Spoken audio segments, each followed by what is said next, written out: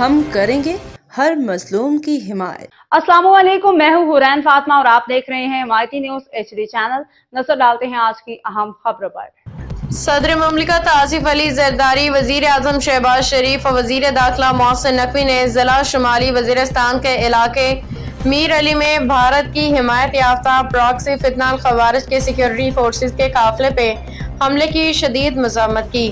وزیر اعظم شہباز شریف نے دہشت گرد حملے میں شہید ہونے والے پاک فوج کے صوبیدار زاہد اقبال، حوالدار سہراب خان، حوالدار میاں یوسف، نائک خطاب شاہ، لانس نائک اسماعیل، سپاہی راحیل، سپاہی محمد رمضان، سپاہی زبیر، سپاہی محمد ساقی، سپاہی نواب، سپاہی ہاشم عباسی، سپاہی مدثر اعجاز اور سپاہی منظر علی کو خراج عقیدت پیش کیا۔ شہباز شریف نے دہشت گرد حملے میں معصوم شہریوں کے زخمی ہونے پہ افسوس کا اظہار کیا، شہداء کے لیے بلندی درجات کی دعا کی اور ان کے اہل خانہ سے اظہار تعزیت کیا۔ باخبر رہیے ہر جگہ ہر وقت، جانیے ملکی و غیر ملکی حالات و واقعات یقین کے ساتھ۔